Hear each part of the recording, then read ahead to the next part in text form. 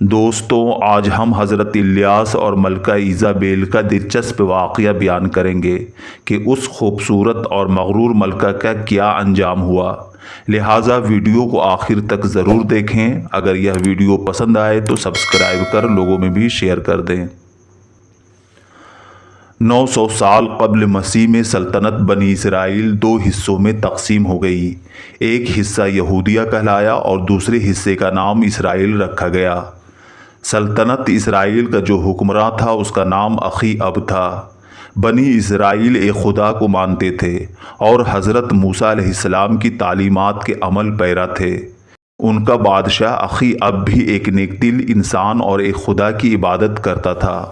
اسی دور میں اسرائیل کے شمال میں واقع شہر فنیا تھا، جہاں کی شہزادی بہت خوبصورت تھی، جس کی خوبصورتی کے چرچے دور دور تک عام تھے۔ ہر ملک کے شہزادے اور بادشاہ اس سے شادی کی خواہاں تھے۔ اسرائیل کا بادشاہ اخی اب بھی شہزادی ایزابیل سے شادی کا خواہش مند تھا، لہٰذا ایزابیل اور اخی اب کی شادی ہو گئی، اور شہزادی ایزابیل نے اس شرط پر شادی کی کہ محل کے قریب ایک بت خانہ بنا کر دیا جائے گا۔ چنانچہ یہاں سے ایک بار پھر بنی اسرائیل میں بت پرستی کا آغاز ہوا۔ شہزادی ایزابیل نے اپنے ملک سے ایک خاص بت منگوایا جس کا نام بال تھا۔ اس بت کو ایزابیل نے محل کے قریب نصب کروا دیا اور ساتھ ہی ایک بہت بڑی قربان گاہ بھی تیار کروائی۔ روایتوں میں آتا ہے کہ یہ وہی مشہور بت تھا جس کو شام اور یمن والے سینکڑوں سالوں سے پوجا کرتے تھے۔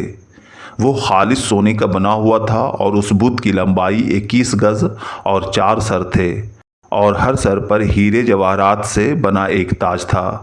ملکہ ایزابیل نے 400 افراد کو اس کی دیکھ بھال کے لیے مندر میں مامور کر دیا اور اپنے ملک سے 200 پجاریوں کو بھی بلایا اور انہیں رعایا میں بال کی پوجا کرنے کی تبلیغ کرنے کو کہا۔ لہٰذا آہستہ آہستہ سارا ملک بال بت کی پوجا کرنے لگا، اور بادشاہ تو ویسے ہی اپنی خوبصورت ملکہ کو دیکھ کر نہال تھا۔ اس نے بھی ہر کام میں ملکہ کا ساتھ دیا۔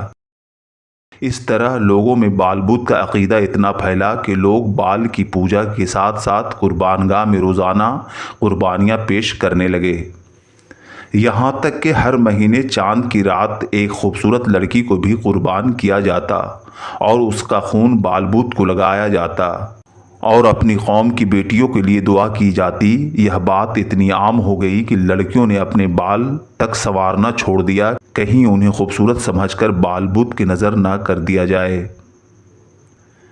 لہٰذا جب کفر شرک حد سے زیادہ بڑھ گئی تو اللہ تعالیٰ نے ان کو راہ راست پر لانے کے لیے پیغمبر حضرت الیاس علیہ السلام کو ان کی طرف مبعوث فرمایا اور اس قوم کو تبلیغ کرنے کا حکم دیا۔ حضرت الیاس علیہ السلام شجرہ نسب حضرت ہارون علیہ السلام سے ملتا ہے۔ آپ شہر جلعان میں پیدا ہوئے۔ تفسیر ابن کثیر کے مطابق آپ کا نسب نامہ کچھ یوں ہے: الیاس بن یاسین بن فحاش بن یزاز بن ہارون علیہ السلام۔ چنانچہ حضرت الیاس علیہ السلام کے حکم سے شہر بال بک پہنچے۔ اس شہر کا نام بھی بال بت کے نام پر رکھا گیا تھا۔ بال بک لبنان کا سب سے قدیم شہر مانا جاتا ہے۔ حضرت الیاس کے تبلیغ کا ذکر قرآن کریم کے سورہ صفات میں یوں ہے: تم ڈرتے کیوں نہیں؟ کیا تم بال کو پکارتے ہو اور سب سے بہتر پیدا کرنے والے کو چھوڑ دیتے ہو، یعنی اللہ کو جو تمہارا اور تمہارے اگلے باپ دادا کا پروردگار ہے؟ تو ان لوگوں نے انہیں جھٹلا دیا، سو وہ دوزخ میں حاضر کیے جائیں گے۔ ہاں، اللہ کے خاص بندے مبتلا عذاب نہیں ہوں گے۔ اور ہم نے بعد کے لوگوں میں الیاس کا ذکر باقی رکھا۔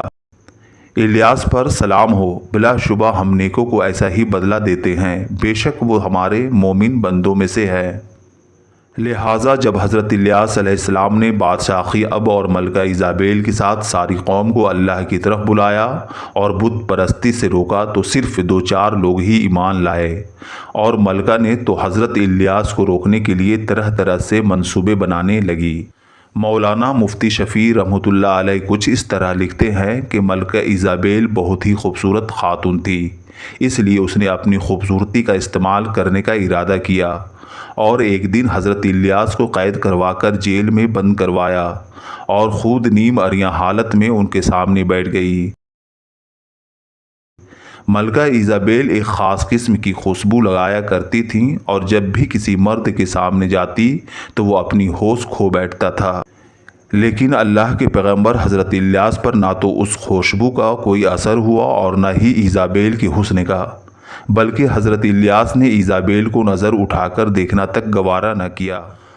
حضرت الیاس نے ملکہ سے کہا، تمہارا یہ بت جھوٹا ہے اور میں سچا نبی ہوں، اور تمہیں میں ایک خدا کی عبادت کی طرف بلاتا ہوں، اپنی گناہ سے باز آ جاؤ اور توبہ کر لو۔ لیکن ملکہ ایزابیل نے غصے میں حضرت الیاس پر ظلم و جبر کی انتہا کر دی اور خوب اذیتیں پہنچائیں، اور پھر کچھ دنوں کے بعد قید سے رہا ہونے کے بعد بھی آپ کو پریشان کیا جاتا رہا۔ پھر جب آپ کو قتل کرنے کا منصوبہ بنایا گیا تو آپ علیہ السلام اللہ کے حکم سے ایک غار میں پناہ لی اور اللہ پاک سے دعا کی، اے میرے معبود، اسرائیل پر شدید قحط نازل فرما۔ اللہ پاک نے آپ کی دعا قبول فرمائی اور 3 سالوں تک ایسا قحط پڑا کہ بنی اسرائیل کے جانور مرنے لگے، اناج ختم ہو گیا اور چارگاہیں ویران ہو گئیں۔ روایت ہے کہ حضرت الیاس بادشاہ اخی اب کے دربار میں گئے اور اس سے کہا کہ یہ عذاب الہی سے اور تم سب کی نافرمانی کی وجہ سے ہے، اگر تم اب بھی باز آ جاؤ تو یہ عذاب دور ہو سکتا ہے، اور یہ میرے امتحان کا بھی بہترین موقع ہے۔ تم کہتے ہو کہ بال تمہارا خدا ہے، تو تم اپنے جھوٹے نبیوں کو جمع کرو اور ان سے کہو کہ اپنے بال بت کے نام پر قربانی پیش کرے، اور میں اپنے خدا کے نام پر قربانی پیش کرتا ہوں، جس کی قربانی کو آسمانی آگ آ کر بھسم کر دے گی، اس کا دین سچا ہوگا۔ سب نے اس تجویز کو خوشی خوشی مان لیا۔ چنانچہ کوہ کرمل کے مقام پر یہ اجتماعی قربانی پیش کی گئی اور ان لوگوں نے صبح سے شام تک بال بت سے التجائیں کی، مگر کوئی جواب نہ آیا۔ اس کے بعد حضرت الیاس علیہ السلام نے قربانی پیش کی، جس پر آسمانی بجلی گری اور اس کو لے گئی۔ یہ دیکھ کر بہت سے لوگ سجدے میں گر گئے اور حضرت الیاس کے دین پر ایمان لے آئے۔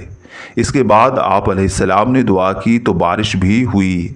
اس کے بعد حضرت الیاس کچھ عرصے کے لیے تبلیغ کرنے یہودا چلے گئے۔ جب واپس آئے تو بادشاہ اخی اب اور ملکہ ایزابیل آپ کے جان کے دشمن بنے بیٹھے تھے۔ انہوں نے پھر حضرت الیاس کو پریشان کرنا شروع کر دیا۔